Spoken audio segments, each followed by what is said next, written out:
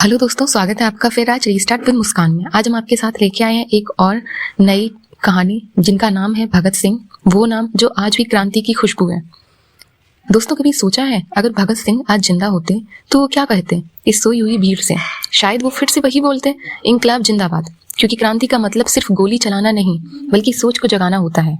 हाँ दोस्तों, मैं मुस्कान आज बात करने जा रही हूँ उस नौजवान की जिसने 23 साल की उम्र में वो कर दिखाया जो बहुतों को जिंदगी भर में भी नहीं हो पाता है, सोच को आजाद करना। भगत सिंह कौन थे आपको पता है?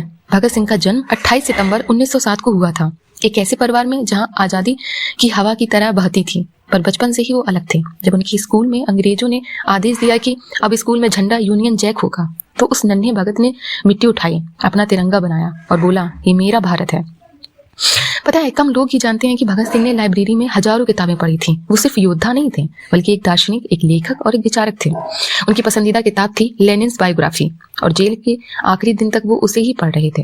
हाँ, फांसी से कुछ घंटे पहले भी वो किताब पढ़ रहे थे।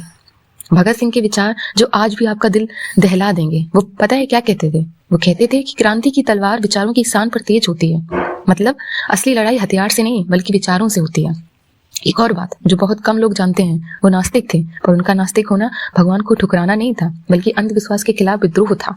उन्होंने जेल में एक किताब लिखी थी, मैं नास्तिक क्यों हूँ, जिसमें लिखा था, अगर कभी मैं भगवान पर विश्वास भी कर लूं तो मेरी क्रांति को कमजोर कर देगा। कितनी गहरी बात है ना। वो मौत से डरते नहीं थे बल्कि मौत को हंसते हुए गले लगाया था। वो लम्हा जब उन्होंने बम फेंका था 1929 में, जब दिल्ली की सेंट्रल असेंबली में बम फेंका, तो उनका मकसद किसी को मारना नहीं था बल्कि बहरों को सुनाना था। वो खुद चिल्लाए, बहरों को सुनाने के लिए विस्फोट जरूरी है। और जानते हो, वो वहीं खड़े रहे, भागे नहीं, खुद को गिरफ्तार करवाया क्योंकि वो चाहते थे कि देश उनकी आवाज सुने, हिंसा नहीं। आखिरी रात की कहानी है जो किताबों में नहीं लिखी है, शायद आप जानते भी ना हो। समय था 23 मार्च 1931, वो रात जब लाहौर जेल की दीवारों के पीछे 3 परछाइयां थीं, भगत सिंह, राजगुरु, सुखदेव।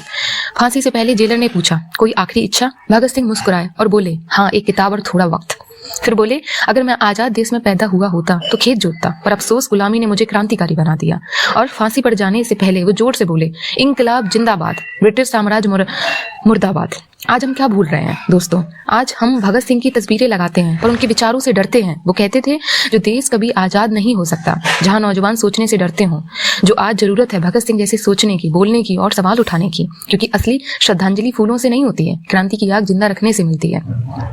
तो दोस्तों, अगर आज तुम्हारे अंदर भी कोई छोटी सी आग जल उठी है तो भगत सिंह का यही संदेश जिंदा है, इंकलाब जिंदाबाद। सरफरोशी की तमन्ना अब हमारे दिल में है।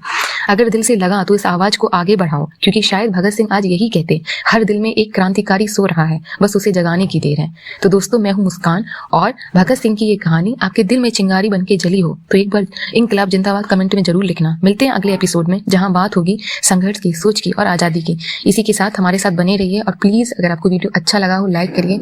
आपके एक लाइक से और एक सब्सक्राइब से बहुत हमें हेल्प मिलेगी और हमको मोटिवेशन मिलेगा और हम आपके सामने ऐसी ही कहानी लेके आते रहेंगे। Thank you for watching. आपकी मुस्कान, रीस्टार्ट विद मुस्कान।